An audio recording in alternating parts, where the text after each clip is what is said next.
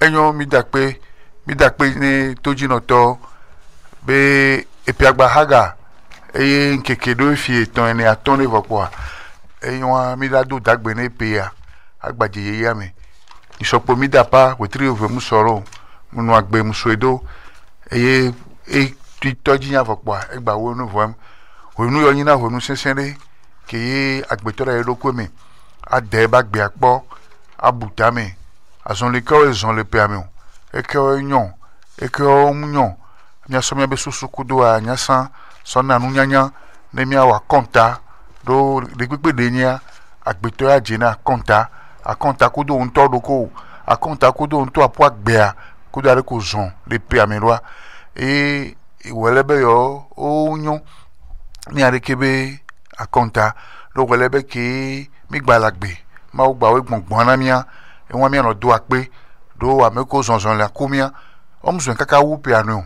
amero o semoji e tamyo wa po mi lagba jin keke ton e yo ba zon le adia mi wala gba te den mi amefa mi adun ko waji ne mi abio be yo me ne fano adun ko wa ba zon nyon ko nu aji ne mi ason ro wanya wa toji wa ba gbe aji e wala be akegba dun ko wa me no to chuevio no chuevio devi ko le siriti ji amemado amemena sito ko le bi onu gbolodu mi le dun ko amesia me ke we agbian to patale no sigbebe omle agbiamoni ne do yo le vevere ne wala be ke ameko siele yo la do azan lo la pojiju e pe le jpe me a wa dun ko wa we no yo chonji ni wana ne nu kokwe bano wanya wasi do miya be unkena agbeto npon ni pera so duemi kaka zandono ma woni no change yo na mi epe honu oli seun e ne paye mi ke mi la dia o le yo gbogbo 2020 e won e le pa epe wo veko ni paye le nu ke mi no be siècle alo honu o me wele be yo ina honu sensen le hotu nyo me dondo nganga ko jona ebe pro hiya ba zonli ya wele be obi jona ya ne hotu nya ro gbon na mi won e won mi ajiai ni mi akpobe ntasenu bu ko le veji o ya ahwawo etube nyogbale yeji efifia ngbanya ahwa nto dure panko dure nto komle kio enyi amerila sokpo aba sonde awuno viale mododoji awile chochi homero alo kamen ko wi yo be terrorism jihadist o be mtasen ko le wole africa be we do hokpajia mi le ko be New York pata enu ko mi le yo be mi benu poklado mi environnement be menace anigba hunhun ejibe jaja mi po jiko ja pe ameva yo kekem enu pata le nami po si ne mi anya be jisi do be mi anya be onu ja sensen e wa mi trova mi do komi a jesi agbeto ba jesi ba gbeto yin mu yin lon ano onu sigbe nlan ni o mi anya enwede le mi adenyi gbanjia nyawe akobe yon papon kuma na mi le peke gbana mi o do azan yan vo chuchugbon ya ye mi po agbeto sigbe ame wison wene ko webe o yayi tuklotobe chanchambe akwamea leke la nyino leke manyino mi maten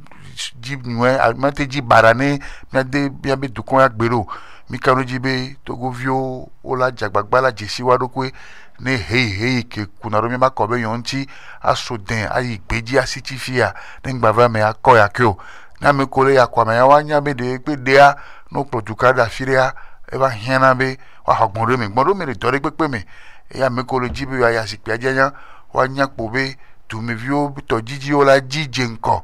e ya na monu be mi atoke aje mi adakpe ne toji no to kekem koduna to mi kwashira le wanaya me le gbeji kula ho ko kekem onana mi to podo le aleke ba down ke mi na kwashira nti mu yibe mi afio no amo wana mi afon susu ne mi anono ade susu nyu ke la promi so yin kwa veve toi on duna zambe wa jedo on duna zambe wa ko on duna zambe wa pledona mi roko on duna zambe ne un ki agba nu agbe e won mi lo yoyo ni ameku mo son to keke to afoto hunku to mia jisimia dokwe lo welebe ya epi anya ona eba konta o jogbo fun to a nebe jejiwa e won obu apo agbe e won ma oni change yo patana mi re mi agba no sensen de ne kwashira gbe a kimi la ba emi la jepe mi a mia bio epe yebe jogunyone mia nonoro azanyone amisiame akpe Delta Santé à Houébé Radio. Radio. Oh. Radio. Oh. Milega. Donc année au ple hunto chan douani o wana wabe doken bola ve ho plaque nea o wabe do dasi première mission anyibe wanane gabado et toi be gadakame. Tout d'abord, moi, tout le monde va venir voir les cabines. Titan, les toffons, les sauts, les tables, beaucoup de les va. Le bouton, le sol, au moins, on a libéré mon tétéré. À photo, la tendidi. Les nous fions, mais on a des pédagogie par objectif. Et bien, et nous fions que au soldat, on est tchobé les colas, pas de vieux douaniers, on le dit approche par compétence. Approche par compétence, ça est les diobérés. On a créé situation, on a son nom, mais des dadais, déjà, bah, bouta, mais son ti. Fille Emile, et moi de cap pour le Togo, à mon fille milliard l'aviation, on te léo et mon ballot on soit avion, on soit mêléo.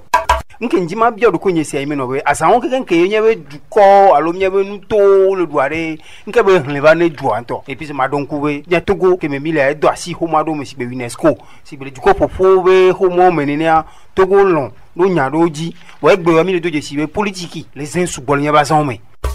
On a des jurisprudence. Régime a créé ça. Il y a donc combien de Jésus Olympio B le même nom. Il y a Kodapea qui est Gamesou en 2003. Il y a du Clola qui a changé constitution en 2002. Au voté serré les assemblées gamées à l'époque parce que l'assemblée monocolore. Kakeme il y a des mentors levé ça didium le mouvement molé d'apport au boli bali me kotobe il y a des marques il y a Kodapea va changer ça. Autant le voter disposition les codes électoraux là mais quand bola il y a Kodapea on a dû 6 mois. 6 mois Jésus Olympio nous remplit condition. Il a donc les 2003 présidentiel co 2003. Amegan Bobakitani feu Bobakitani à son âme. Eye doli ameka Jésus Olympio ya kodape wan. Novito dino toveveo mi babado adido tiga gome. Ameyi nona menti ya meyi na meyi.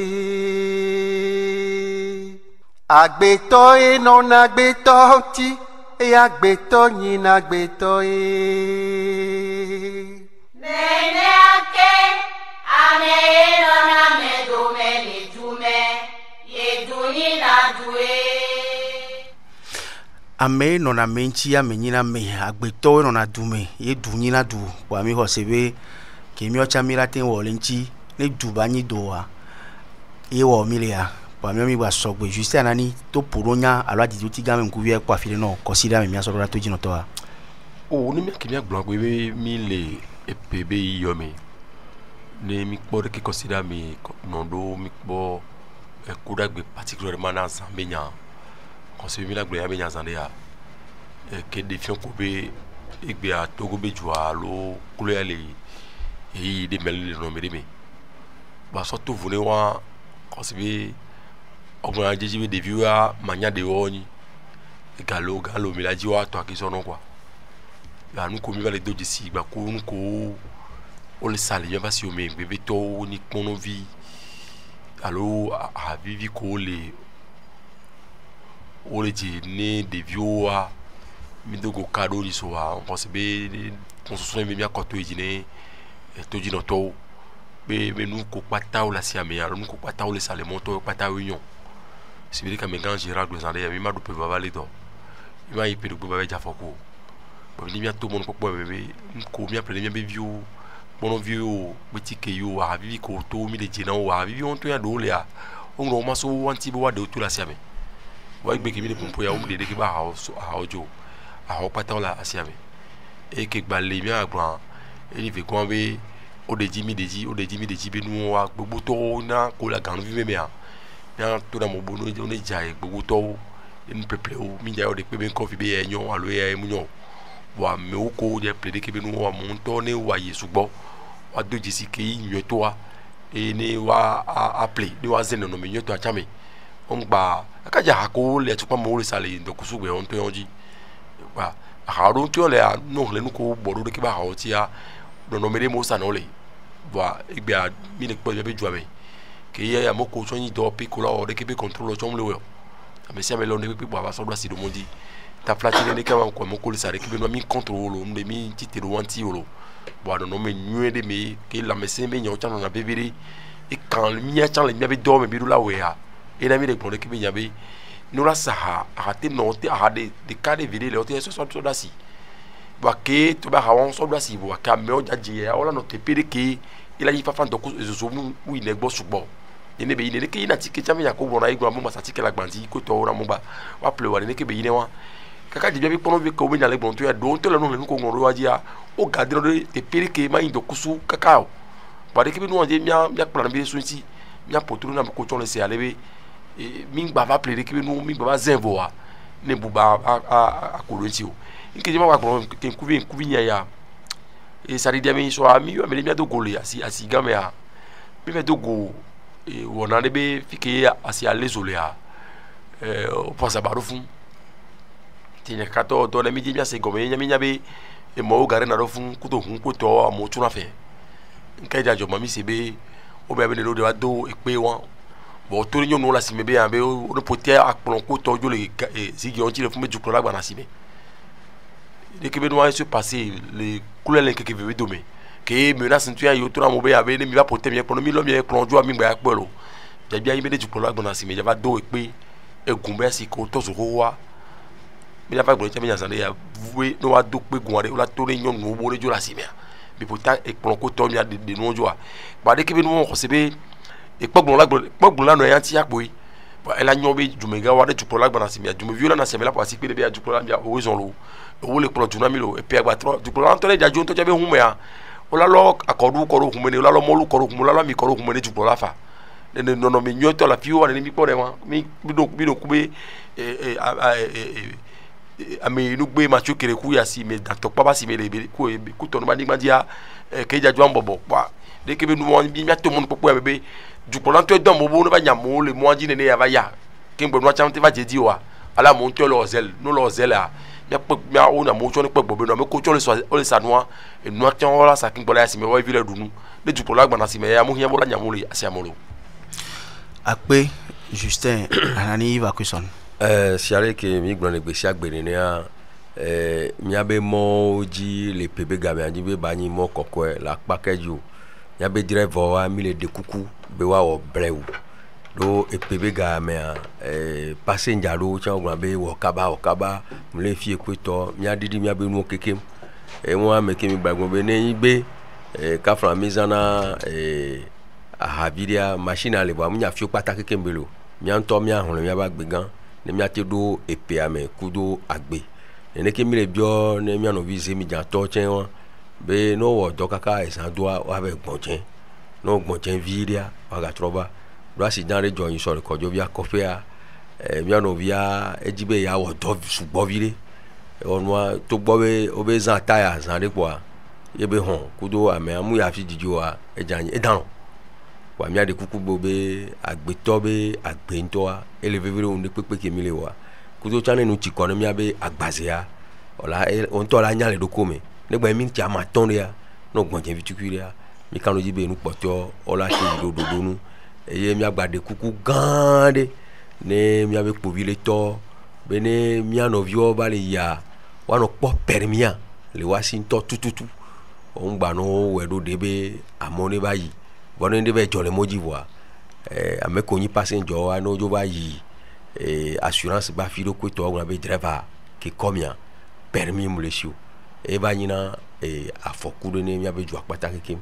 do me nya be peke me mi jado a agbeye to go vio pata do rapo eye enu ko mi le ji ne mia to go vio pata kekem soje mia be president ministre okuta me ko agbe mi le ji be be dia mia me ko yina gbona to mojia zemi janto yo driver akpata kekmo do la no agbe enti permis be nya kudo ehun be homo be nya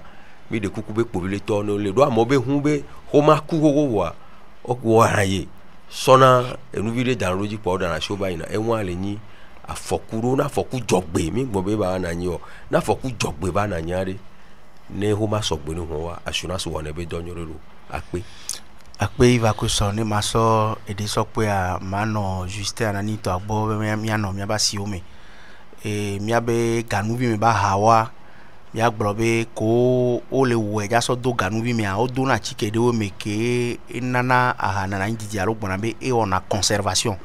ene ne ba chike wa o mno na ndoku suji o emi po mi ano mi afofo ko o le sa ganuvi mi ba hawa o jo lo na so do na silo wa be fi o se o monu glegleglegele no bio se wala bo ba mo ni nya bele aussi mi gbɔn wa n'o sɔ ganuvi ame afi ɖo ŋutɔ tsa ganuvi gba lo kpame ɖo ŋɔna sɔna kado ne mi sɔ kuna mɔnu anya be ame ale sa ne ba ha eye n'o le dzi wɔ kpa o la de to n'o le xɔ me wa mi dzo lɔna nua va ɖo na si ɖo ŋdɔkusu dzi mia de kuku be mia wɔ ne ba nyo ne ame ko le ɖu nene be nuwo le nu nene be nuwo wa wɔtsa wa nɔ lãmesẽ me yevoa ɖu agba mi de le dzi wo tɔ wa mia dza ye wo le disalasi ame wo sɔ nuwo ɖo ta le disalasi gã me mia ba si wo me peve ga me mia dza gbagba mia le ŋkuvi ɖo nuwo ŋuti ne mi ple wa mia hlẽ azã le dzi nyuie ɖe ne mi ma te hlẽ wa mia sɔ na mia be vi alo mia nɔvi alo ame ɖe be akpɔ azã na mi ɖe be ma te zã nu ya ma ke ŋgbɛ ne mia va zẽ mi ma gblɔ be asimetɔ ɖeɖe gbɔ kpo be le so mia be fiɔse gãgãwo ko mi yɔna be supermarché wo ɖewo ŋutɔ tsã mi ku nu me ɖewo va yia mi dogo aha ko wo nye aha dodo ko wo mi ple na aha sese alo vin ko etɔ ŋutɔ tsã aha ɖo azã va yi nɔ wòla kpɔ wɔna nɔnɔme ɖewo kpo wòla tutu azã le dzi la trɔ sɔ bu ŋlɔ ɖe dzi alo ɖewo ŋutɔ tsã wo ɖena ŋu ɖe wòla va ke ɖo ŋuti nya ŋutɔ tsã ple produit laitier nye ŋdzi la yɔna be ŋkɔ ma nke publicité déloyale na ame ɖe gbe wa nyi lɛ be nɔnɔme ɖewo ple ke mle xlẽ nua ŋkpɔ le dzi zi ɖeka be azã to ŋuti eye mi trɔ sɔ na wo be awo nu ya mi ma gba se o ame yiwo le sa nua wo ŋdzi la se nu gɔme ke woaƒe tɔ ava mba de o ma ke la signe alo nya kaka dɔ tɔ ke nyia be dase di o ma alo ma vi ke nɔna mia si mi sɔ na be dɔ be a nya ma te sɔ nya ɖo mia ŋuti ke ŋgbɔ wa se gɔme o va le pote no wa biɔ se anyi be ke ŋdzo vɔa ɖe ame ɖe ke mɔ dzi ŋuti wa ya va ple dzo ɖa ewa mia kpata mia dza ye ne ame ko le sa nua tsã enu kɔ na be conscience alo dzidzi nya ba ƒonuƒonu anya be enu ya ŋgba hiã be wa sa ŋgba hiã be nɔvi nye ba ɖui wa mia dzagba mia de wo to bɔa dɔw pe gãgã ɖewo le alo société ɖewo le ne nua le périmé alo azã to ŋuti ne wotrɔ lɔe sɔ ya wo wɔnɛ ɖo ɖe na wo ke wo gunɛ wa ne mi va sɔ machine viwo mi va le dɔle azã le dzi ko tɔ wa o nya ne o ŋutɔ nyina yɔviwo alo esrɔ̃ be nɔvi alo ame ɖe dzaba ple adɔme la le wola yi kɔndzi la be a nu va nya wa ne nu va gblẽ vɔa ke ŋgbɔ la nya be ekua yi ŋutɔ ba xɔ me be so ba ame sia ame ne wɔ ebe dɔ ame sia ame ne dza ye ba wɔ etɔ ke be la te wɔa ne mia kpata mia nɔ sese ɖe le dɔn be mia be nuɖuɖuwo wa woanya tsike na mi vɔ ŋgba va nyi edɔ na mi o lo o dza sɔnya ɖe kpe zi sɛ. o nu kele o le gbɔn wa nyanyɔ tɔ be nye ma yi akpa ma gbɔn be bi do dzesi to be la si lu ko le mi ma yɔ de kpe be ŋkɔ wa mɔ le tatawo mea français volo na fi de be chaussée fi ke ye ehun tatuwa fi ke afɔtɔ to na trottoir mi yɔnɛ ke gbɛ nɔnɔme tepe le ke ye ne o la do asi a o la do asi ɖe dzi ba mi le do dzesi be le asan be nu yɔ mea amewo do asi kaka va dépasser trottoir tɔ kaka va le kɔ ɖo nu ya ɖe kuro ma chaussée a tɔ tsa dzi ne mi sɔ asisi be bɛsi me nenea ne nya concurrence ke nɔna nu satɔ si le de ke be tepe o ame aɖewo ebe ha be aha ganuvi me tɔ yɔ kaka yi dzi parce que kpankɔnɔvia yi tɔ la ze wa ela dépasser ke le wɔ be afɔtɔ tɔ ya fi ko la to wa on te le bɔ ke le wɔ be zebijatɔ la be yo le zene afɔtɔ wa ele ke afɔku va mi dzi mia to mo nukpɔkpɔ ya be nyakɔgblẽ fia ni conscience enu va le nyina le togo be de ke be nɔ ɖo alo kpakplawo alo de ke hotu nyawo nɔ le dzo asi ya togo tɔ nyame de ke dzesi ɖokui ke nyabe nu ya de ke nyɔ ke nyabe nu ya de ke nu la o vɔ egbea xixia me be dzu alo ega be kpɔkpɔ be nyawo eva wɔ mi be blewoblewoa togo tɔ le perte de conscience mi kpasa gado adze dada be ou gami enu ke mi le teƒe mi la kpɔ moralité de la vie ŋgba le o ba mi di mia to mo nukpɔkpɔ mia to mia nɔviwo tsa be epe be gabe d'accord mi ɔlɛ be ale du mi le du tɔtɔ mɔlɔ chiffre d'affaires non chiffre d'affaires bɔlɔ bilan c'est vrai qu'américain Gérard Blanc ɔlɔmɔ hoya nu ɔlɛ be ya epe anu kɛ jɔ le pe amu eke wo yi nyɔ eke wo ni bara o la gbetɔ tɔ ba gbeme tutuma la asisa sabe ba kpadzi enyɔ be numu keke mi la te gblɔ be yabɔ ne mi yi ga be ba kpadzi gbea gado ko mi le putu mi le pasa gado kele o gbɔ be nu ko yin nu tɔ mi la wa mi ti le wɛ o e agbekela dzidzi la mi tɔ tsan agbela ŋuti le dzidzi la mi o mi sɔ agbe dzidzi sɔlɔ agbe kpokpoe gbɛdi mi ato mo nukpɔkpɔ mi ato mi nɔviwo be kaba tsan enuke ba blewu tsan enuke mi akpata mi awɔ ɖo esevi ɖo ko le mi abe dzo asia mi atɔ mi awɔ ɖo dzi ke gbɔwoe ne masɔ gbana ni mi akpɔ ɖe ke mi la gblɔ ɖo alo. akpe jusi anani ena be mi ame ɖo azã be gamea bisapo mi atɔ mi da alo abe plenti akpe awɔ ju akusi tɔ ekpɔ ŋutɔ sɔ do frigo me vi ɖe kpa nya nu ko le nua ame ŋutɔ nya nu ko le nua nuko le nua ŋutɔ wewɔ kɔ alɔ kpa amɔta ne. ma to mo nukpɔkpɔ yɛ gbɛdze yɛ société be ŋkɔ voa o sɔ mi abe atiku sesewo ko tɔ ko sɔ wɔ aha ye o sɔ do asi ame o le popo le radio dzi nya no bo va fi yɛ o do la va fi yɛ ya mo la se ni nya yɔ wa mi kɔmɔ publicité na o mi tɔ mi tɛsi de ke be nu kpɔ par exemple la dotɛ ko do sabulɛ ko timati ati di tɔ ŋutɔ ko o préparer ko sɔ wɔ confiture to ya le nume ye o la ple la du wa ele bio ke ni bia debe nu so de kebe nu e nu de kebe nu ko se be no be la nyombe bia mo ko jumi vion to bia be za wa bia gogo de kebe nu so ube e nu ko mi le po le lo so e juta so le babe ele kanu bi me na mi mi nyande ke chambe o wodo wa ko se be mi la messe be ye le bebe parce que ko be la messe me mi la no ken bo we ne jo be nyoso wa mi la no melo e mi anto mi vele play made ina mi la sia togo to adare e camianto ya yi azonle oji si vele ke mi so tanyarura toji no to ne ya e so ke va ya ya globe maire bubuto senyato Alexia Kiri buruku be Adam Ruto alo conseil municipal pataku do toa ono mairie be do pe ayo do kukudo itu abe nkuta o service déconcentré chef quartier ame vous kekem ame lo jeji ami npono ne yo vale ki alo obo wato ave lita tanji alo adasi agba me e donan pona me ro ame domino no e donan pono vire wa me o keke o to so mbe o nke jole gendu amo ba mi kpobe mairie ba poata yo do azavado yo no gapopo gbogbore ameko la kase un kudo conseil municipal o kase un ameke we la kase un kumera o kase un nyado le wasia o le nya o keke un po dasi agba me mi abe maire bubuto ale globe jiji benyina obe yo zanzo le pe ale wenu sibere ke togbe odo idare alo amesia menya ne pe aja wenu le kia gododoro na nanyi yo la do pegbe na yo no itoka o yo ka o yo mten o ke o yo la o epeke mi wala je osusu wan va be yo ma ba nanyi pa gbonya kakara jo wa no yo le dasi agba me a se un kaka vivina la se won me a mi la se nya dodo tado jinu ke no yo si e yo ten wo le kebe wona veve to anwa wa mio ami so nya kakado to be nkuvi po no mi no azoge mi po leke no mi oido ame ova leke no vigi asikpala ko be nya vivi dodo amenchi to ke ko nanya mi trova le so amole nu go mi ase nya ke o alo nya ke we no asile ko pazo le ado ko on ke wa si mi nya kakado to ko we no fun le nya ko mi khova mi ni mi aten se nya ko amogbo na mi tuba mi gogo e ga eve ku ton le o mi le wa be nya popun ya trora mi abe mojino tagbo ni miase o enyonto ni la no nenea o ela do mesa meji wa e wona be dan eso susu de gbana susu ke be so gbana e wona be do be susu jajara be susu e juwe tutu e be susu be sova ba mi ha mi le ngbodo mene si be mi aga o nenea mi le ngbodo mene mi le nchi asira sime e mu keke be gbon be la wa nya mi le ngbodo mene e mi la pere nchi e be la nyi wo lo susu ke we gbale mi ase o nyanya we do ya leke be to ejirwa le ma wule we ba te wunua mi anto mi na to gbera ye nya wo chan leke be to ejirwa e la wunu ne san ko na kele mi ase do do agbo ne do abate no yanchi do wo nchi ne do abate so enyo ma de kuku ne ejua be leke be le san ngbale ne o ye butroba enja leke susu ke mi apeto asoba vivia nya jaga mi na ngbodo mene ne mi nangbo domene ne afokebela de ya nya nya kwase do ne nyone ko labana mia e baba ne jwa kekero sonia e de nyede o laisser l'appétit vient en mangeant e je gomme ne no da fo nyore ne no consulter mi ne no se mi avec surtout me ko le hokwa wa e no la son lo la son tout parce que mi o mi le ngbedo do amebe jajara do kudole kemile ko do ameru yare nyakele mi asina dumevio oh y a pas de problème e dure pepe mo le do ameru la ko hygiène le vevere amesia me do la so do koji be no be changement va unyi america ameko so daro nko o yin do to mi ameko le ngbe mi onyin do to yebe nyonyo mi akpata wo we ola no chomi kwe miato indolo la population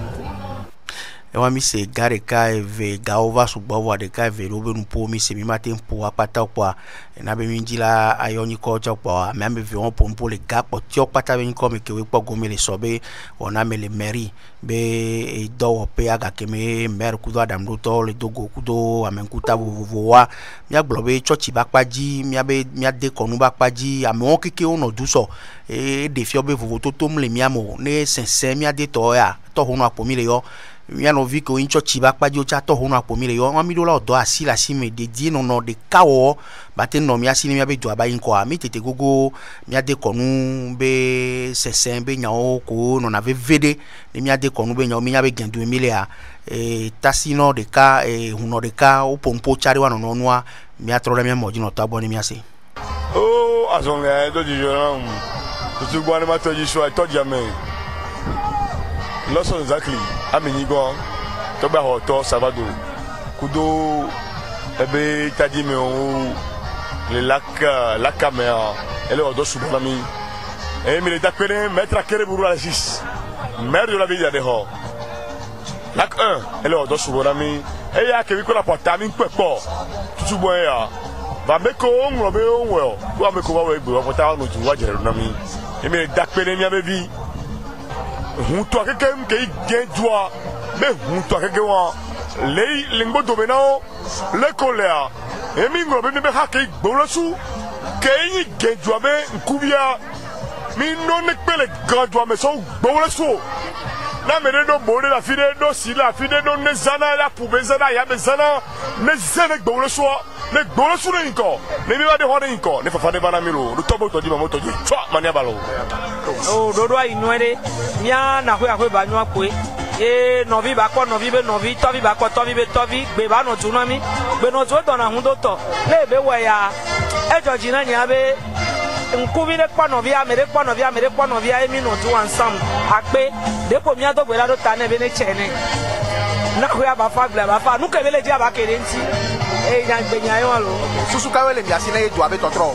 oh to abe totro susu le mia si bo ami ti be nya ba na yikudo mia be mera ne mia no tu mia pompo ensemble et la don mia diu amere ma gbon amere la gbon gbe no jo don do e wa mi se mia to mia no ke weva me don ala America vero ke be nu pomi se la mia mi matin po apatao ya ho na mi se ta fla chene ne mia no yo pompo le mia no wi ko in church ba pa mi po fa da o jan le funu so o pompo le mia be tepe nya ko glo nya nya dodo nya vivi nya o nya se wa mi ma apo ipata ne to jino to wa te se mia o ga mi anti don yere mia no viro so do wa do kweji ke we du be don na vevere na ajra du me do du ba ko mi po chanso o no fun veve to ha so so ke ye mia no vi do che ba le plo nya ke be te nglo na mi so kura son le on ti ku tu abe kokko yin le o le jagba le hon do a e do nya re ka vero nti na mi mia tro do ra igbo mia se mia be ga so so abe yin ko adon ko jina mi oya mia so sabe jume do jume vi o ne parce que mia be joa ganjoa na ko joa mia to ko ya jira no enti mi so ni ko mia ha be jume do jume vi o mia to ko ya jira me jume mi to don adia e wo vire ke ngbe mi ba danu to vi me ba ko le ke mi le po do me kokoro ele kado me usa mo le se nko me vire a nya ke we gbale mi asi mi la so na to jino to mda pe ni nya be bi ko parce que mi to do adia fia e o vire mi le ja ko pa be mi me do me ni ko gbe mi ba danu to yin ba ko parce que mi danu to yin ko mi me rubu to ke mi so a gba ke de si aibe nya be kan yo me do ko ba nya be okule e o si bele so ele sokudo nya be président for bu to be susuneni premier samedi du mois du medoa e so kwinini ba mi eji po mi le dira ganjo medo ba e ma blo a mega Jeff mi le fia mi le jajo aro wa ne mi o egbe fi mi ja fi kundoa afi ke mi lo gbere mi no yodo ale olea o to ko na gbere ni mi no pe a ni ke pele yin problem o amega Jeff ni ma blo wa mi le odoa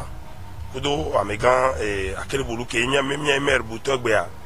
ke bi su ke so ba mi bi ke jo mi ni nwa eji po mi le voa nya no bi le gbo trito ni mi polo gbere afila mi wa ko gbere fun mi gba igase fun mi gba igase le fun e pe ni ke le do tukana mi mega Jeff nya ke oji la broda mi no yo ni ka ko nya go mi no yo bi no mo de siwaro ko bi no be ka jume mi le mi ji mi ajume ni ko amese me ne se nu gomi ni no bi re jan no bi le ngbagbele e ngbagbele wa se mi abe de ke be ai no asa ke mi be gbe a mi me meru bu top mo gbe be no me ju mi no mi aje genjo ado asira simi abe America be do ya no ju mi ajira ane hoju ado genjo ado wa ai ke en ke magbo mi ane hoju egbe be ni no bi re jan no bi le ngbagbele ni no bi le po no bi le so ane hale para yin ni pele do ba para yin makri ane oben ko yi parce que développement la base que mi bona fun mi to iso obe Paris nyon New York nyon ai no Accra nyon en jira roji o to iso wa mi le mi fa ko mi no bi gbere nya je ganjo ba ko lu mi se mia fofo mia novi edo cheba be egbe leke ole jagba so do be jajara do lo na do akoko emi don ko jibe alodo so apa vovo si be fondation akere buru alo mairie daneho o to honana o ke la don se wa gba wa be doji po mi re don se be e yang gbagbojo be amo batrole ko gboro fun mi abioso mi anovi won chagbo be ne be no nyapo nyase o mjese chan ne mi wo ya opata ke amekele commune la que un be taille be mi se be nyare pe wa e la defuvire mi abe do am le blibo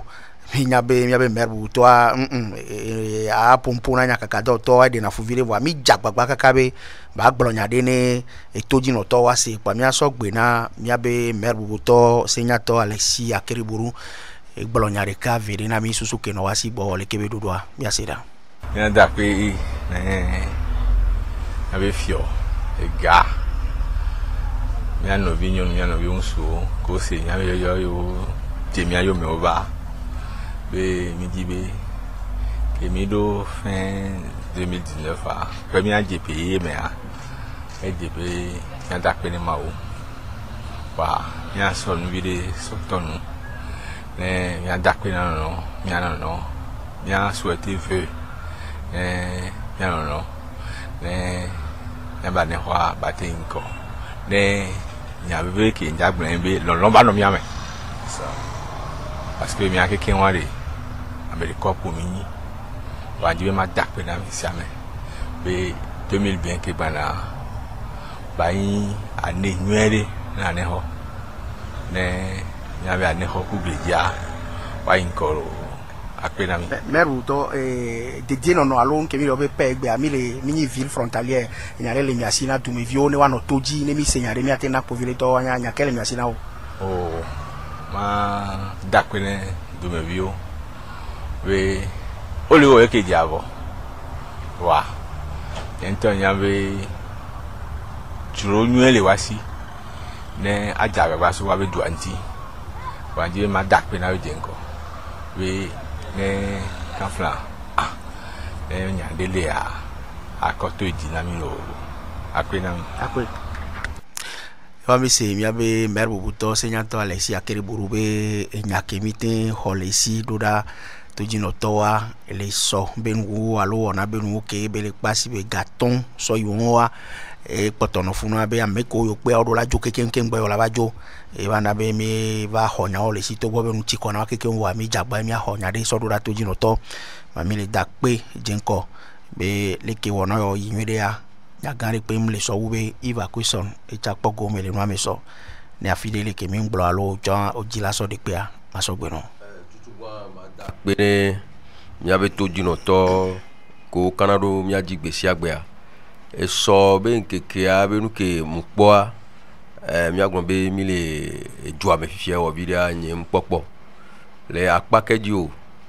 so ho ma o do dami e wo ko sira de ka zan dia o gba tro ba yo homa o gba tro ba yo mi bobe mi gbana mi ana yo kakaroji ya gombe mairie be secrétaire eyo amo pata ken gba mi na kakaroji bobe mi gbana ke mi do epa monua mi po maire anto maître alo senyala Alexis Akeriburu e totoro funu bele nasi amere pepe ke va mi agon be jenko la so kuma sofio be o pe ntonto ken gbola dasio o la do no me no do no me voir o la be nasi amegan e totoro fun ele ho amere pepe ke va fun so vivien ka so je amegan hoji e won ya tutugban e tro susunami la pakejo san mi abe ameko ka flan agon be o le fioho be dope be taon wa ona benemi la po we nana mi sen vitukure wa ame anto e totoro funu le homi le karika mi po bobe e bobo edokwe ne jua e hun edokwe ne jua e jume vide pepe do jogbenyo be ye dogo ye be me e gbeke be so le homi ale be le homi doa eni jijo e gande na me sha be ke ba funu so e yi jiji na mo be kaflan ne ejula nwa esona mekele tagbo ne bubula je juresia esona mekele tagbo et kamo ba na nyi voa enu ke kpacha mi nyi be ekpon de pekpenchi ke ye amesia melia mi po mairie be docteur pata be secrétaire général et conseiller pata ke won amesia meleji be ya kpora beleke enu le idoma mi na ndo funo na mishi ke ngboy mi ba store afohoho ne mi gbon mi ade won no gbe so asensen le do nu kwa mi ho afo ke mi ho afo wa o mi abe senyala nto ba pobo be mi na ivo e gba tro ba le to mi aji o fi abe o wo do le fi o be no gba tro so enyin de ke e jojina me sugbo be o be o po yo alo o po mi ba me nene mi pe won lo leke be nu ane le ya e la sen ne jume vide be la pon ku me ne be nkono to do amea ele do bubu mi antia mi acha mi la so bubu nu ko so na me e yo so na me mi agbon be enu ke mi gba polo fun so ami pe bo be enu dada ko ba funu anu dudu ko ba funu eni mi adebe dudu adokun adowe enu ko no funu eni enu adodo mi agbon be mi ay essentiel aji enu ko le funu contour o mi agbon be le mi abenu ko mi pona me san wa ora po bo be enu ko so na gbeji ba be nu mi lo mi ko be o be les azonlions mais ende pepe que les mia defia au defio essentiel que baleno mena mia les nibe les conseillers mais minya be havo vovoe boa isorika mesia me kwebobe kengola no hare me wan tonya ne hobby suswa ele tamene wa pata ko ba funsoa eye azonlike mera kudo conseiller les oins ola pobo wa pata ke pour le do bubu ano nonti e wa mi le jibe ni kebe noa bayi kaka eta si arbe le gomenene eye parti bu kudo edouan amekola zikpeji o le ponpo o le desusu wa dunti e tukaram le no moa ba no ke gba jojina mele ni papa ku ya be mpo ke be poa ele ni poko ebe sigbale ke yemi le mi abe jume fi mi pata mi bo yemi le odo anene ba nyi nene blame tout amere ba ble amere ba tuya be munyon ameko patani conseil yo va somele wa domain ne wa patolo odoa ba nyi dore kankume amere ngba no we amere ba no chu be wa no gbenodu be gbenodu a e do na hundo toro nya go be azon le ke no funu so keke wan e tro susu ne e du mevio keke mbe obe soto wan dia e hian be yo pata keke wan yo ade susu ne yo be dube nko yiro akpe na iva question ke mi yabe nkuvi gba le chanyi be ke noa le gogonu le po ga otro garden won cloidea mi po mi abe mer bubuto a trova le tobe ha do toji le blobe a no jagba ni apo atabako ke ngbenu ba ke egbe e fi obe so won aga ke mo do asanjo von tocha ne funu agba podia e jibe kaka nu ya la ke egbe na mo disaba putala ne ho lo wa to meri ba po ataba tro kokwa e don achagba ni do ba o so kwa e won ya gba ni nde ke e joji na mi le environnement be akpaji Justin ani o mango be de kebe kododo kebe nyamile gloire et nous nyore ko beni puisque la Philippe a et pour ibadame ni maso yi de keye commune les composé de BA et raso ha vovo alors ne bobe la tin juna glona la tin nyame gbalo o la no commune me la auto que le vivre ni commune avec koyi et na no ke no vivre tout bon moni be madon et grave après côté nyebe après du nyaglo haya ba no leke ba o leke mi ne yine ya e na be community nangbe mi do jisibe de kebe brassage a kuloya le e ka comme le hoto ga keme otodoji de ka pour do le do de ko yi monji bay kaka ba do ko kudo amodo ko du tourner e commune ben ko yi alors nous to me ben ko ya le chama ni bani badi do ko kudo mo le français vo bani badia et depuis on met les communes avec les filles déjà l'émission la 1 de Kibé à Fordéa et les quelqu'un va le dire c'est de français vont les courtoisie républicaine et nous avons vu les pays et nous nommons nyoto mais ya quoi nous ni au d'accord no alo chao le quoi à ce que nous be au das so de ko ça va do joatai mu be joa ya ba je krona o bo ngla je krona joa ba non non mais que mi blonya de que nous deux années ya ye mère Antoine ko Antoine Hwamo Antoine na monchi ko to wa ora do tesibe le vobe jumane ne ko be ide wa la ramo le jardin la ramo le fia pas me kenya me grand et il beaucoup de stock ma na me ke tamio wa et les bons to fa be on po dunuri on po ko hana ori et les servi joie ne ko ne ko bi ne wa et ne ka ngba ma blanc dibe mi akpata mi ado jesi be amoko klo emi so daro mi abe mero alo mi abe jo be ko wa ta flechi ne ma gbe agbe to ba trona yi ti ro klo wa kwata ma me ame bada onyo wa mbulo zana be no be mi abe toguwa mi va le pasaga do mi le o mi abe ndo kaka tele no be agbe to be nya mi va le bui no va le bu ape intégrité o fike va de la forme yo ami ake jesi am le de ke sonre ko lo ko va tron ko va lo de ke vivio et nous comme il bien décrire la mot étonnant puisque n'angle gasagabe maître Alexis Kofi Akereburu dans Jessia ça fait plus de 20 ans et quand beaucoup de bâtonnier des avocats les barreaux le lomé c'est un défenseur des droits de l'homme avec Kenya Jessia nous la défendre à Rossio à défendre et à me causer nous et tu as vu c'est mettre Alexis Akereburu c'est comme ça moi je l'ai connu et on recevait de ne pouvait pas aller par rapport à nous comme les bons ça n'aime laisser bah bien sûr bien bêta mauvais ta place moi à me c'est un béton non bah béton pas trop la fa elle est possible mais dans tous les cas Raditon dit pour mieux me connaître viens vers moi tu sauras qui je suis prince dédié Yango Camerounais dit Radé donc à nous quoi mais plus sur la tête ici tamio mi la gbado mon popo mi agba ko ma kpora be etrolo alo mutroma voa maire kele ane ho nan jesi maître Alexis Akereburu défenseur des droits de l'homme qui grebe nan jesi en recebe les bébés qui mi le pompo ya kalia e ba me pobe ba ni kwa non tele da fon wa recebe et les dons commune adibe commune la yinko ne pe munyi enu o ya le funolo akpe ne Justin Anani ba recebe mi la ajole mairie alo commune la que 1 mais maire bo to ku de be conseil o be do ko so bayi ya be ame pe tutu ban ba le do mi agbo le ko mais juste o po nken le la lo ya nka o calendrier mpo calendrier PMito ngolo ACRH dit on le définit be association des conducteurs routiers de Rolando calendrier 2020 o be siwa Mjesio opona bol jalo hale wasi opona bol o coupe do waye ki Georgina manto ebe no be amoko ni Mjesio ta flache sans odena gala mo be gomi sans le aputa le Rolando kutoa nyamangba o va di dono o lo do egbe ya no karo di di on se vient sur des tu avais pas interpeller président va dire que mo yeka ni nse ben ko parce que amero gba va danre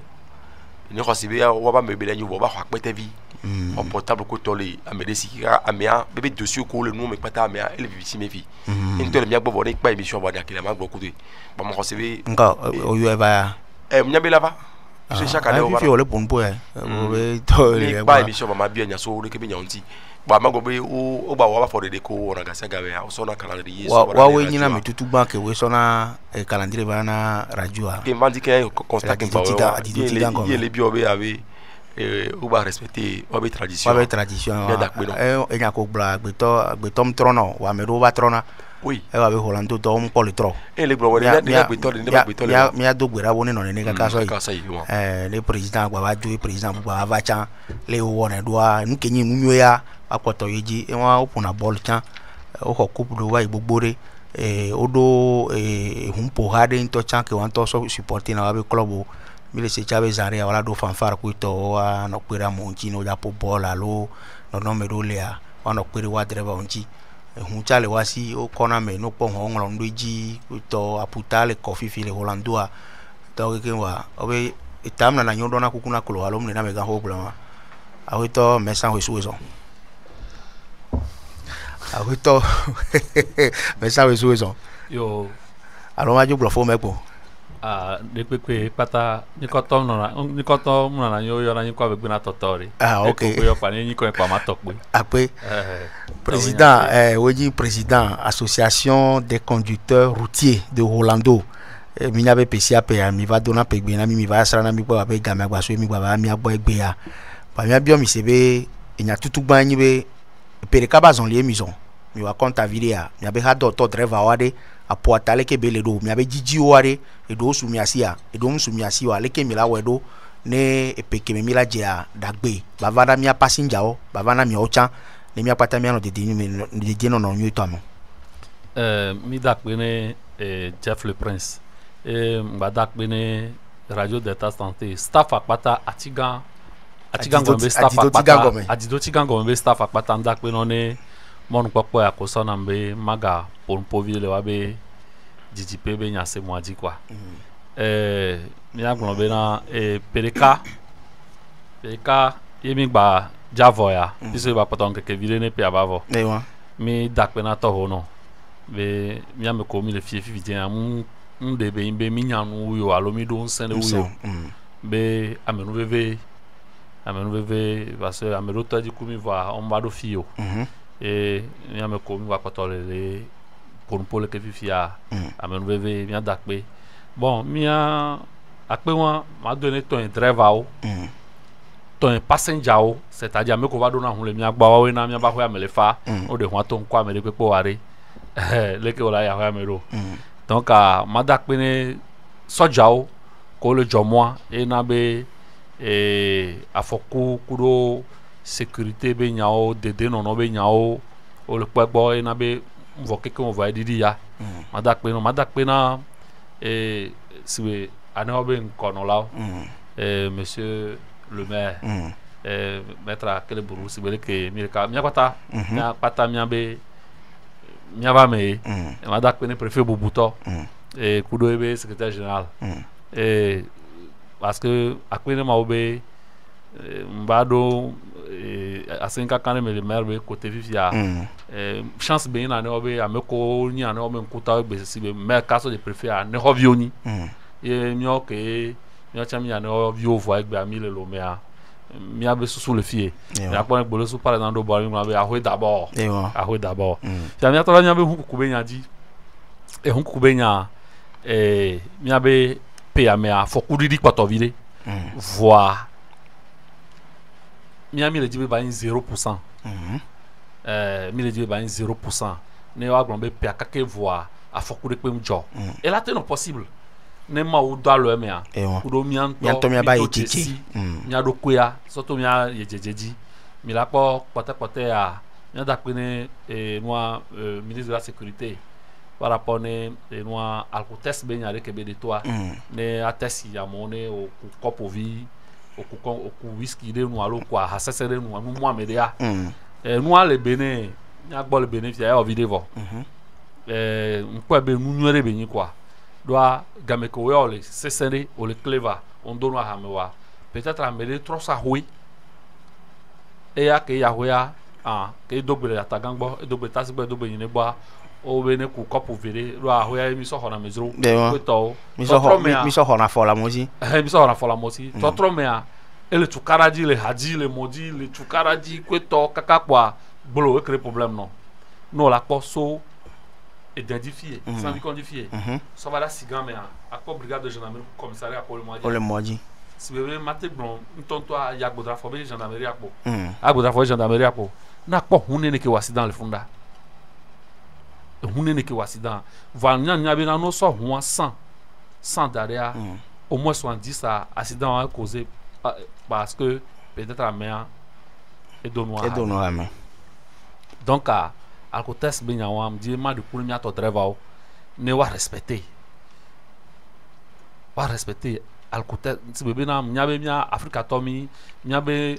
ange ko mi dana ngi no be dona ne mawa kare mo lo formateur ya je mo la kon vire le diko to la chunde ne ndo Africa tomi va ne no enua medo debe ne no asinti kudo susube mi akpa gbe mi ati na ange mo ja be dangya no sa ngi da sa mi anto do da si mi atwa miawe kwa miaba de kukucha ne passenger me nya le sem na mi pe abe vovo nu novembre ya no le sem kaka sava décembre ya mi la pole ke pe abe dudu no doa mia de kuku ne mi abe juklola driver ko le hollandois on so avec beso de kuku ne chef de l'état for so zina singbe bene po eto cd auto no akpo Nigeria be président na mi quoi parce que mi la ko be mi asia me mile ye asiamea ehia park park wa me ko be la servir me ko va le place ya o pe ame asi peuple a diviser par rapport ne Nigeria be tutua mais la ko be ne pe gbana le kia Ibo Awisao grand voyageur on quoi amo nya meroko evana va plenasi e mi ami kuna gbano e mi kuna passenger na o donc a ke dans le tout fifia et agir de mi a dit même asi ame mi non mi a dada coller asi le boba wan to senti be et c'est un vide donc a mi a de kukuna me gane pe ke mi a dia no akpofuna mi do Nigeria o blombe eni grand frère le CDA wa me le économie be côté donc a no la fone ne ba didi ba humwane Togo ba ka son wule ke les onsan parce que le gouvernement va vous que ba ka son fiane et nous là no freiner économie là agir de mia diviser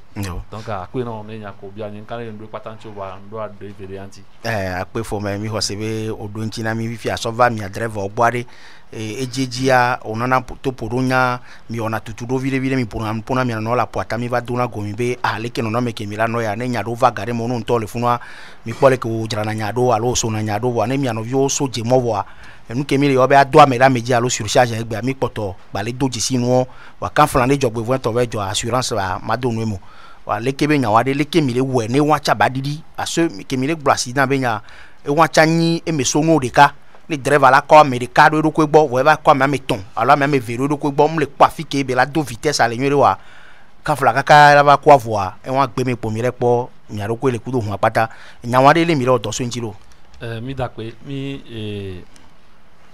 mi le to so nti blibo va ezube e hagambe nyae vla voa me lo la finande la ona adibe aso e la fide pepe nene sinon wa avouambe wa ye me mia le Hollando a mis de sous-soutien avec mi créé ticket de passager mais le quoi ne passenger va do le mia par exemple là a ma me ça me nya homo la te le tame bubu veve ndo me a la te ve di le mo la di pa ngba gbon do hume bon te le ho be numéro d'asio va no va di o va do ho yo no passenger be ticket a e ho be numéro le di no be se no goto kwa alo so do gome kwa no o va nglo be no de ticket a toi la quoi numéro à nous on va pour la quoi non mais laisse comme ça passenger be surcharge be do doa et ni c'est le mia bol Orlando va mia to chena se ami mia to driver mia driver et secteur transport toi secteur de bien c'est on vide va mi le va vous mais quand le dit be et nous comme c'est sensibilisation le Québécois tolé ya sans ya fifia et là non 100% parce que de mia bol Orlando mia mi do le filet blanc na mi ten be Kakamilado avril mai Kakamilado avril mai mi a minja ba podre ba la do tapette la va au chargement le Orlando ça da fo pas quoi fo de mi aswa ku le Orlando a minja podre ba driver do la jrado la no exemple e cha be bureau yo qui sait bien même ne mo gbagbe mi la gbe peut-être à décembre 2020 va mi agbol fia mi na on ka fumbe Orlando driver pas to bla na ko la ke me no Orlando parce que mi a mi di be et le jouo menene ye bubu la chini driver et chambe bureau donc et nous les projet le miasi étape par étape voit minya bena d'ici 2-3 mois il y a des secteurs nous on va on doit taper au dos à faut parler que mujo on doit ouvrir que mujo no va Orlando minya chargement là o attaque pero le a o donner la coste ji no tennis mais qui ont la temps passé ça dépend les que nous les droits ça dépend lesquels parce que pourquoi à me bouboni même à béton to blebo me boubou donc à béton ba gbeja na lo me non le ko le doigt le nous ko doigt et le de nous ko nya ja sofion ouais me les rancherie à pignan parce que à modo considérer c'est driver avec bevu il est ouais alors que driver peut-être à mêler bien que Kaflan c'est responsable et merci ta ma famille encore gabela université voyez Kaflan driver on y en a nous parce que on peut calculer ta gomme non on calcule non on pas on regarde le color déplacement que toi nous faut se calculer par accident jack beton beaucoup pas métier mais donc à driver nous y a tout gagné ok faut me demi jole e amedora mejibe nya ejejane mi bio nya driver wa lo mi abe ha do to bona be soja obe mo ajino no gake o tuna ko to no e o de nu ke kin wa nde pe ngba pona to na wa 42 alo 46 mite one o e yo wona ke ngbe yo ten soja na bintia le mi le wo dole po vile to gbo be na re no cho va mojia wa nya be hunbe o ma sogbe odo dasidi o ma ba kunwa ni no sogbe a boîte pharmacie no le ho amena ware alo be le frein wa break wa mi akpozo jansi a fait stop go to no wa be do wa hia be no va yo be a kekere ka va yo langlo numero langlo do kan vi me la be a o nana ko da be bon ye va ivo to mi anovio chombe e wa le tere oje na be yo tin do na mera mejine yo atin tu ne be fe oh Jeff ma globe na enyawa nya mu se no anyawa no kentim be nya mu se no wa nya no vi ogron na ph be nya ogron ami be chi hoho be nya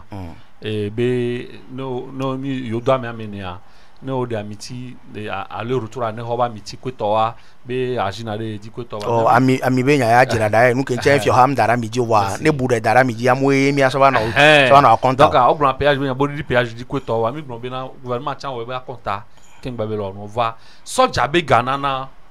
nyanyi kan be soja re pe le autoriser la hogale de basio ne dre ba na ga soja en to be nya en to chan le si be corrupteur kudo corrompu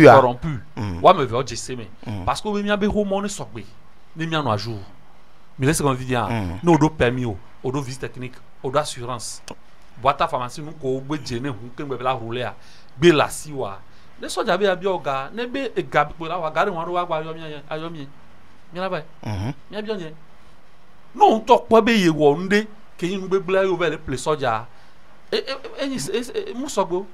ne enti mi ato driver wa le mia mi la ko mia chaque mercredi mi on va boré que du topo mi on le Orlando na me de le via ne sova ni po kan di be kaka pe ale wa mi ho be soja ho gala se me plenty ya on te ba gbona na mi o wa de mi gogo gbona be ami anto mi le po e o ho gala mi asi o lo keleke avec un sou po ya ko le grand bon on a tenté de convaincre mon les filles c'est bien et kaka bi ni minana mi fra ke minana e soja ngolo do kai me wa kaka yo nya mo na mi fra soja ngolo kai mo nya to le o so na mo po re aro enti be do wa la sinyo enti be le do ko bana lo mozo fi la wa ne hoso lo même souvent o po le moji o lo contrôler no o le ajour o mana bien ko po le kai da si kai on po kai le so de ko ba lo me ke gbana ya ko soja même temps que gbana e hun ko le korama soja to te hun le ke o le sérieux oui nyamba yi voir les kaya no no anye nyam ko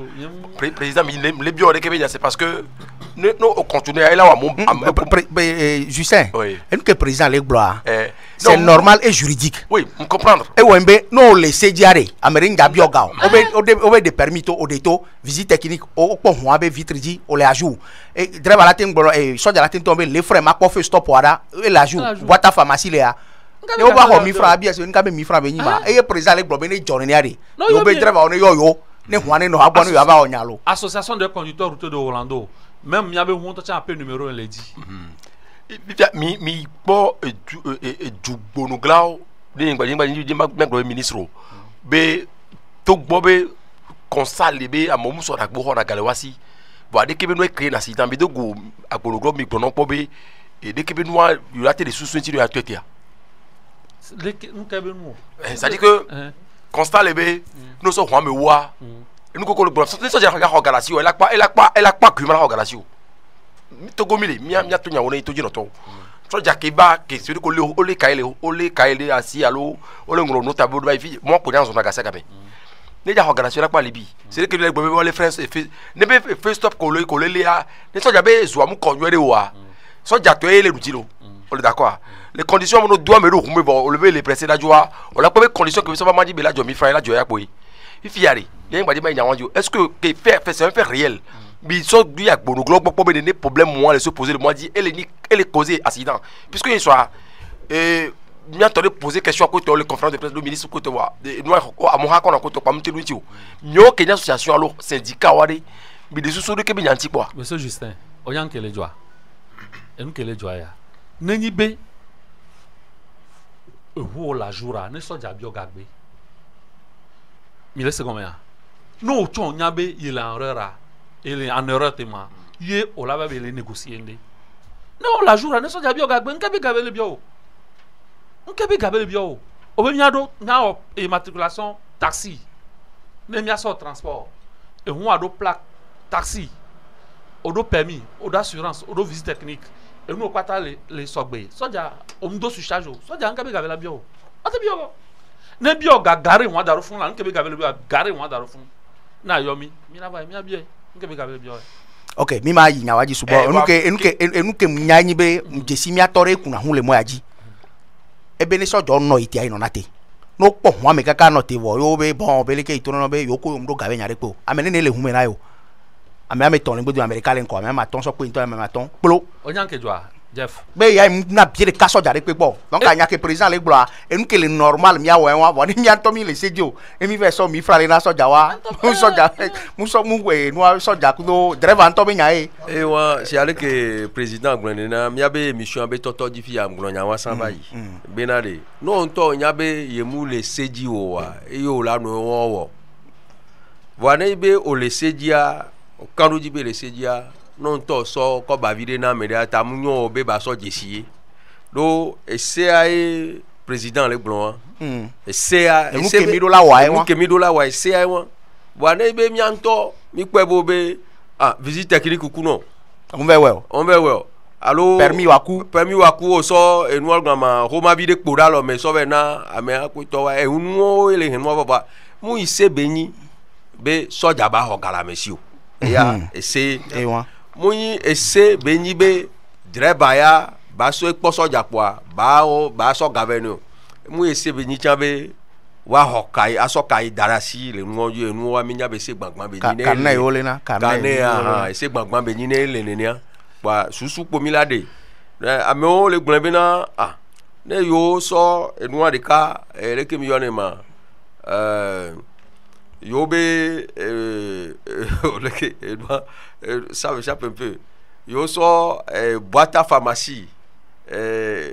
inspecteur ku do nu le humena yo kekeke yo so gbele me yo no so gbebo e hu amecha me amenele me o gba tro wa pona te ana yo driver le gbona mi nene o gba tro wa pona te ana yo enu be nyi mi do la gbon be no pote ana yo ye o lo ke driver le gbona mi le bi yin so be na de enu ko le gbon wa odo kankan no jini che bo wa pona te ara be te a edura yo ma mbo be agbe yo le jina mi ola enya be ni mi agbon be agbe yo le jina mi wa ne be enu ale yi do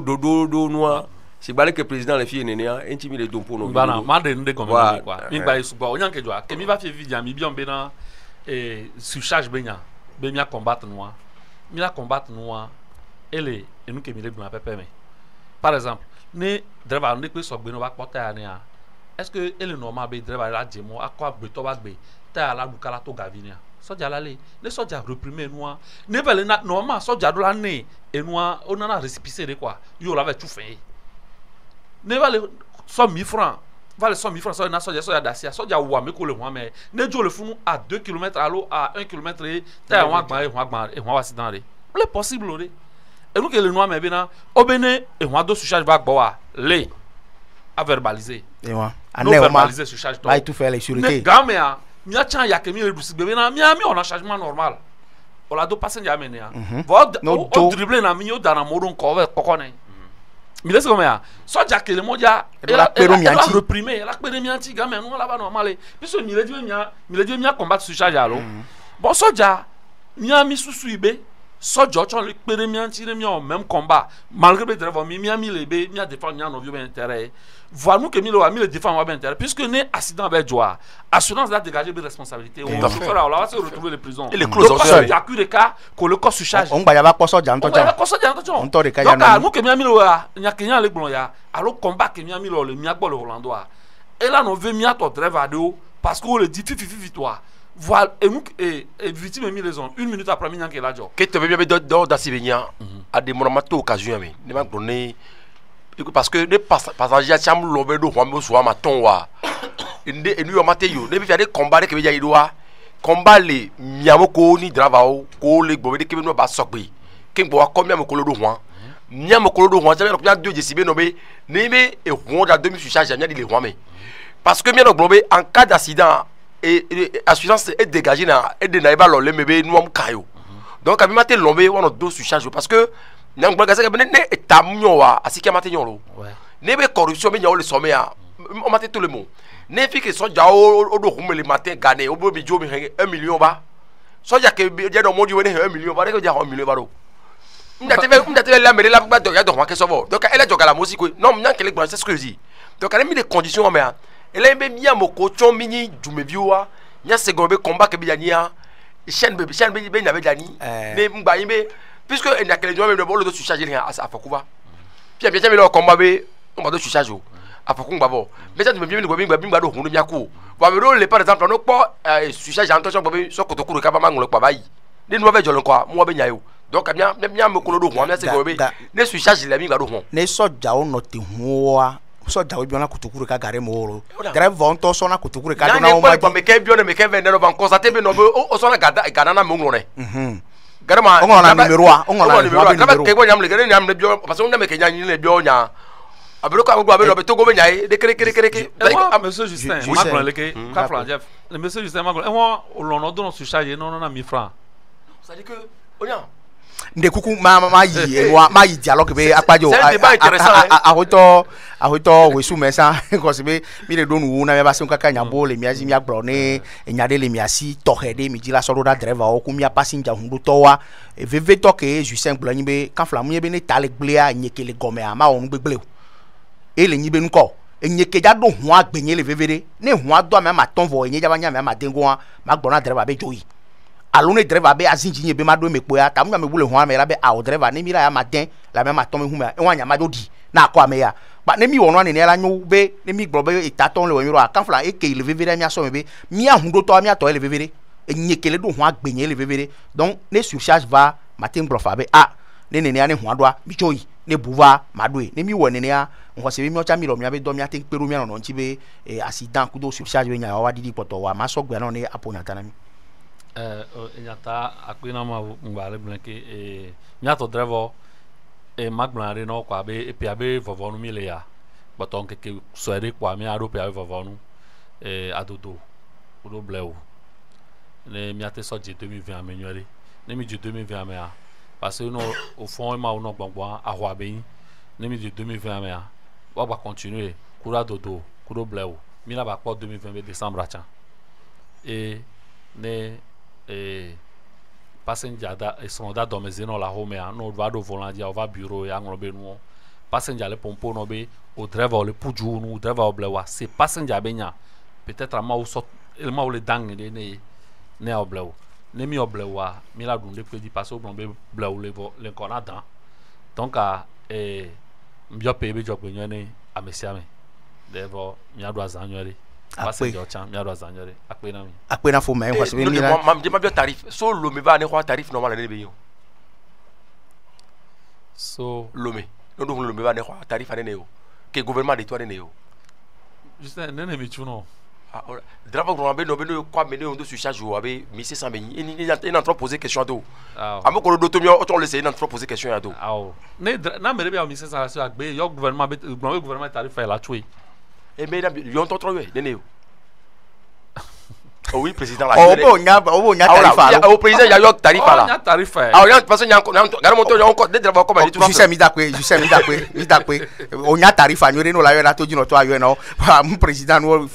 président mu vale fio ha beni comme mi ajo so ne ya mi dakwe na mi dakwe na mi abe président que so association des conducteurs routiers de Hollando ne mi abe yi ku gbogbo wa mi no CCD le dagbe mi ado pe ya me ku jiju an ho se be egblonyan okekim wa mi tire kare ne no mi agbo mi asonya ro to jino to ile nyibe ke nyibe alondo to be nya mi le gblo akosira ke mi do ngbe ya kuledia do pe ke pona haji to alondo to be nya lo nya kaka do to me ko gbele hajiji alo arbe no ke ko na be butodra wa be ho yeye tuen o tu no le zebe alo préfecture be ekpame o pe ne be ho ale pepe be gapopo mi ado nko jibe mi be préfet bubuto ahoto benisan tetevi date ekpo gomele me directeur de cabinet ke so ministère de la communication mi be to Frank Misite ke ni directeur par intérim na butodra e cha e nono atepe amenkuta vovo okpo gomeleme amekele kpo butodra be do pe aji le miabe nuto alo apugo ale fie keke wa o cha okpo gomele lekebe nono me ame ba mila se ahweto karem leo bekasa nyakebe glona miabe ha do to clavelosona miasira ni chef d'agence butodra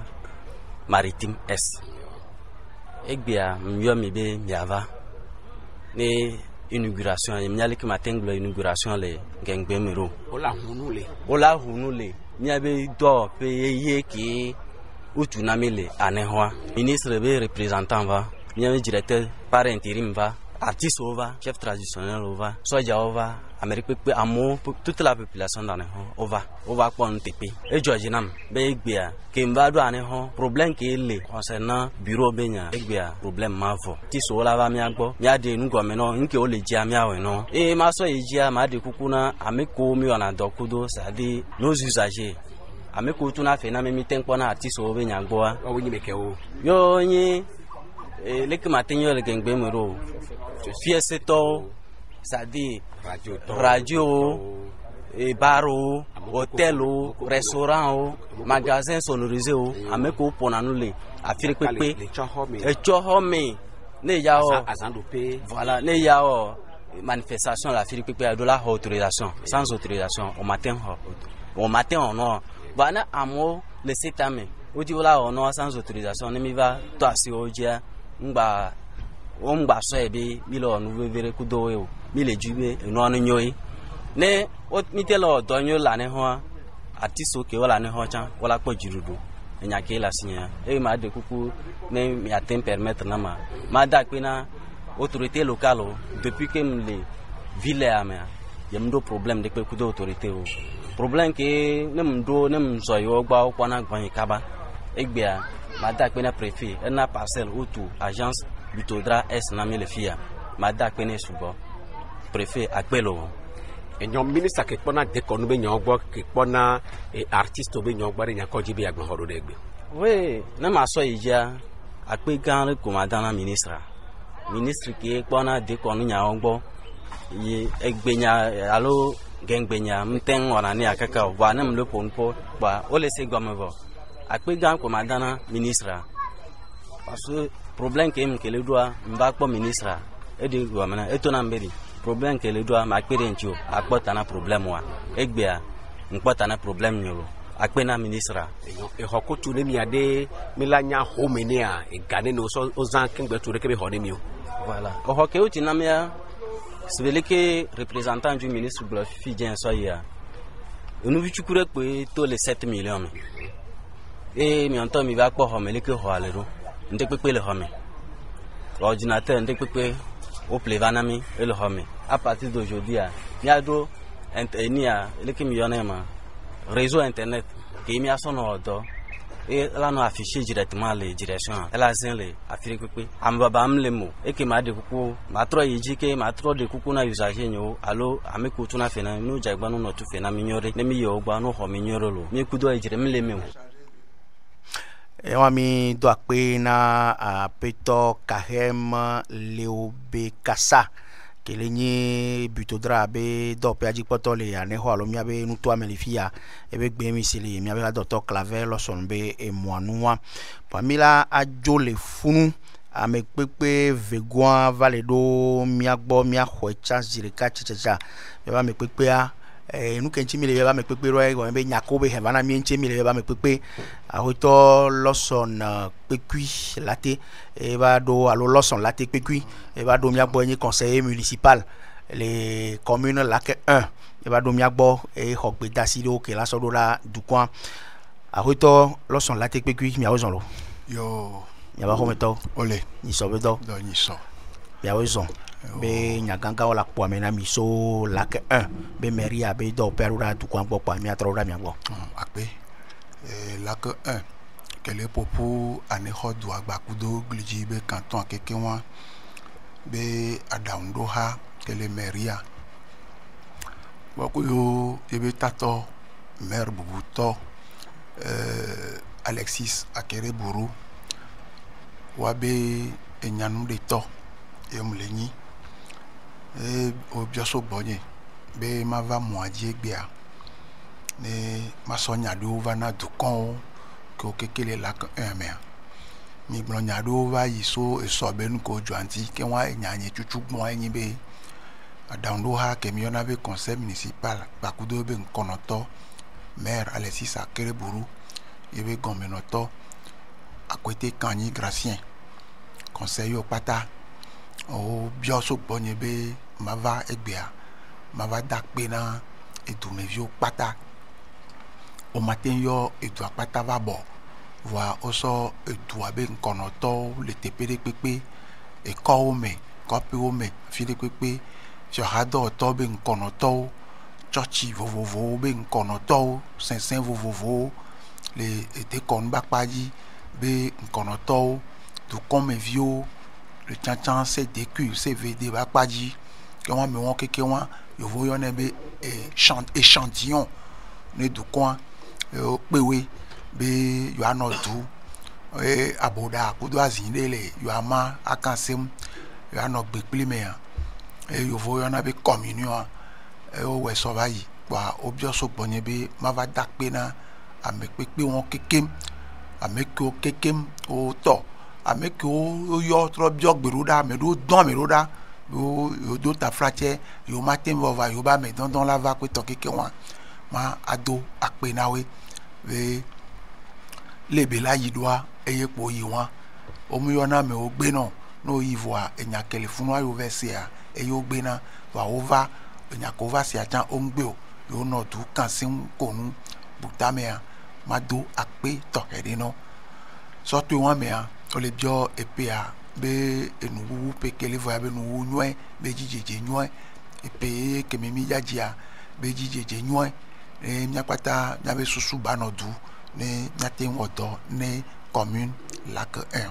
eyenyi enyagbe chuchugbon kem sova evegon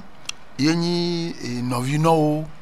be nyana otoklan sokudo nono medi onti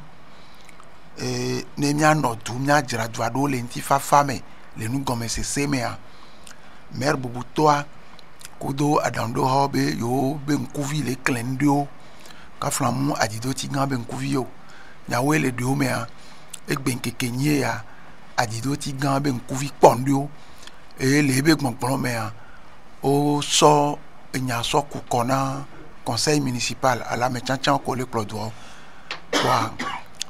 jibe nyatona toji noto sibele ko senkekenyi ya nenea sokuro pono satok onona amado tebezo jianwa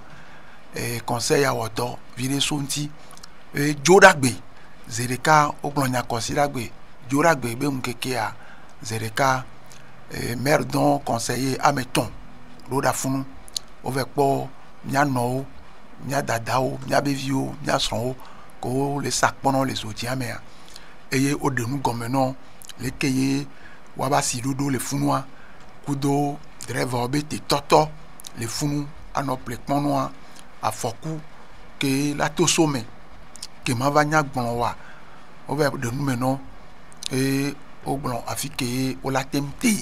lado wabasi asanu ongbe omle gbe no bo ongba dajo omle gbe no bo ngba sanu wa fike o le do agbando kele nabe ne lori o hakona po le totoro funwa wa le gblem le emotion sontia e o le gbon be funwa e munyo wa o la tei o ve de nu meno o de nu meno benela nyoa fike o la noa o gble no eye nyawe mia noa le fidagbe egbe nkeke tongbe a o wo chanchan ye ovadogo kudo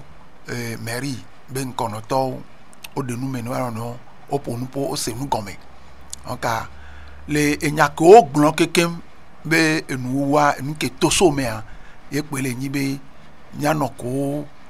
o délégation yo va onwa o se gome be enyakeye radio to le gbon kudo nkeye merba meton va gbon be nyaweni de pe muni ajele me o ke won gbon a propose ke va toso me nyi be o le biobe ne kakalado fida ke gbana eso mi jaje jora kakalado nyi so be fida gbe a o la po be yo late la gogo la ya fikeye o le bio so yo gbo be yo ano ni yo ayi yo ba georgia o se gome be mundo le gble ajo nu na o voa na hwe ba nyo ayi wa obiogbe olono be kakalado nyi so fida gbe kwa fi ko be yo eno fifia yo la ve no funualo enyi propose nywede wa fila gbele nyi 2 janvier wa yo wa fila gbele nyi yo chamila so ba di to ti dan ko via ya chonkan tamyo ani mi la so la ya mi la te wo yo na mi la yo d'état santé ayo radio lumière be wa va po wa ne wa kpɔ agbava gblɔ fi ɖe agbe wa kpɔa yola bi ɔmɔ yola vɛ nu afi ko la nua gba mi be miato na to dzi nɔtɔ be nugɔmesese na anyi le gododo ko wɔn me mi la kpe ɖo wa ŋuti ɖɔɖɔɖɔ kaka nu sia nu ela yi be teƒe enya ke so funu ekpe be miado ŋusẽ be dzronu nyuie ko woɖo be yoa wɔ nu nyuie yoa se to na dua be kplɔtɔ wa ne ba nɔ wa me nenea kaka sɔ yi lo eke ba kplɔ do yo biɔ be miana ne dukɔ ba se ayi nyi be edɔwɔna ɖewo gbanadzɔ me le emɔwo ba kpadzi emɔ ɖewo be dzadzra ɖo emɔ ɖewo be huhu enyi mɔ le sã le fiahawo be tata mea emɔwo le afi ɖewo sã vɔa nu ke mi le do dzesi o enu ame eve yo le do dzesi afi ɖewo nyi emɔdodo ke ye ehu le to zokeke le to afɔtɔ le to vɔa nɔvinɔ kewoe nyi gbede dzrana ehu ɖoa wosɔ wa be garage asɔ va ɖo emɔ dome ale be emɔ dome yo le xɔ hu gbegblẽ le dzra ɖo ke le tu mɔ na ame kpɔtɔ be funua be toto eye ke wova le mɔ dome nenea ehu gbegblẽwo xɔ mɔa lo akpa ve akpata ŋusɔgbe o wa wobiɔ be miakɔ to dzi nɔ be ame kewo kekem gbede kewo kekem sɔ emɔdodo sɔ ehu dzra ɖo pea be woaɖo wa be kpawo me woasɔ hu gbegblẽ ɖo wa be kpawo me ne woaɖe mɔ wa libere erui kewo kekem lea ne emɔ ba vo ne ame sia ame ba va yi ɖo dumeviwo wo le ƒo nu ƒo wo le si te ɖo le kebe nu ŋuti gba be miana ne woanya zi ɖeka ne woakpata woaƒote wa be hu gbegblẽwo le mɔa dzi woaɖe asi mɔ ne woayi ne woaɖo ekpawo me lo ewa me kea emɔ ɖewo ke wo trase da ɖe vɔ wa ehu kpɔ le to tam nyɔ wa ekɔ xɔ mɔa ye hum te le to wa egba le do dzesi be abɔdɔwɔtɔwo wa wodzo le de wa va gblea kakakaka sɔ le va emɔa dzi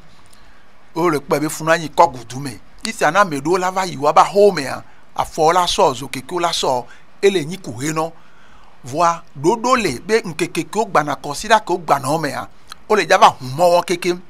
gba enya ke ye mɛr le biɔ so nɔvinɔwo gbɔ anyi be wa dzagbagba be enu kewo yo do ɖo emɔwo dzi fifia abɔtɔ be nyam le gblɔna nu kewo do ɖo mɔ dzia no de nukuwo le wetri ke le ŋkɔ na mi ya wetri ɖeka domea no de nukuwo kpɔa wo ŋgba ƒokpo kaka gba va mɔa dzi ke o wo ŋgba ƒokpo va mɔa dzi asɔ xɔ mɔ ke o ele kɔ gbogbo ɖe me afi ke wo gbe le abɔdɔ le kpɔa ke wa no gbe de nukua le nɔ wetri ɖeka yo de nuku ko le mɔa dzi fifi kpɔa wo ŋgba ƒokpo va mɔa dzi wa gba do nu ke o nene wa ne katapila va le dzava wɔ dɔa wo la va gble nu nɔ vɔa ela va wɔ si gbe be enu ko le wɔ le ɖu le kpɔ wa be xɔme dzia nkɔnɔtɔwo va gble nɔ wawoe la va trɔ zu agɔdzetɔ nɔ wa ŋu ɖo nene be ɖo la nye wɔ yena ye wo be miakɔ to yi dzi nɔ zi ɖeka be nuku kewo le kpo dzi nɔ fifi vɔ ŋutɔ nya be funa mɔdodo dzi enyia no gbe de le wetri keme mi le akpɔa wo ŋgba ƒokpo va ke o be enu gɔmesese ne ba nɔ eŋti lo eye eke le dzanyi etɔgɔn le nuko aɖaŋuɖo ha gbasɔ le ɖo ɖa ye nyi be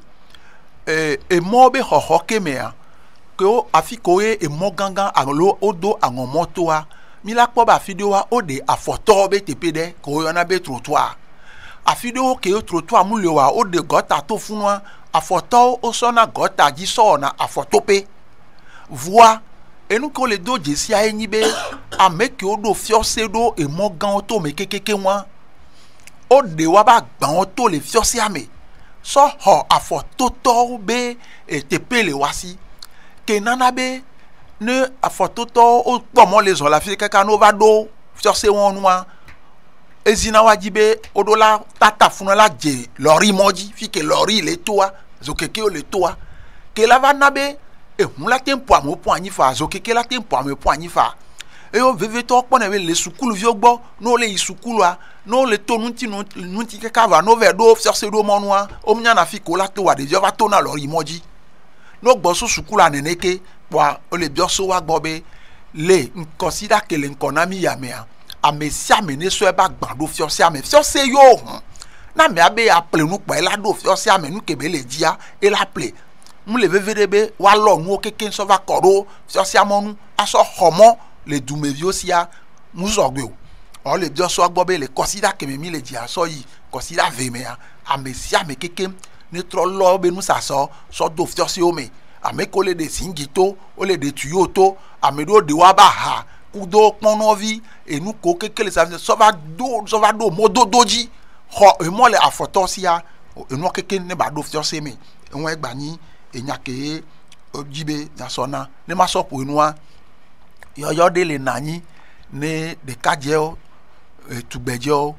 taflatse ame ko sie edɔ de ŋkpɔ le alɔnu na gobi o le dzi mɔnu kpɔkpɔ de be yewoawɔ ŋɖe yewoabɔ ga ne yewoatrɔsɔtɔ adzɔdɔdzi ɖewo alo yewoahu dɔwɔƒea yɔyɔ de le nanyi ye ɖekadzewo le biɔsɔ gbɔ be woava ŋlɔ ŋkɔ le mɛriwo me ŋkɔ ŋɔŋlɔ wa wohui amewo va ɖekadzewo va le ŋlɔ ŋkɔ bɔa le nyɔnu me le ŋutsu me oyi sukulu kpɔ o omu yi sukulu kpɔ o odo diplôme ɖo BPC yo bac yo o kpla dɔ vɔ ŋkpɔ le wɔdɔ vɔ dzi be ya wɔ dɔvi ɖe ya bɔ ga ya sɔ ŋɖea amewo keke wa nu va ŋlɔ ŋkɔ le mairie ɖo projet de le woyɔnɛ be volontaire d'engagement citoyen VEC donc o le xɔ nene ba mo yo la wɔ dɔ le zɔna wetri ɖewo ke o la nɔ tu fɛn nɔ vɔa o la gba nɔ bɔ ga ɖe nɔ no ekpa vɔ kpɔa o la sɔ egako bɔa sɔnɔ wate ŋsɔ wɔ wa be dɔ wa yɔyɔ wa mi gba le sɔ ɖo ɖa mo be nɔvi nɔ no si te ne wa wɛ wa sɔ dzi kɔ bavi ɖe lo enya ke wo ŋsɔ va eye wa le maire be ŋkɔme gbakudo aɖaŋu ɖo ha keke be ŋkɔmea eye wa lo.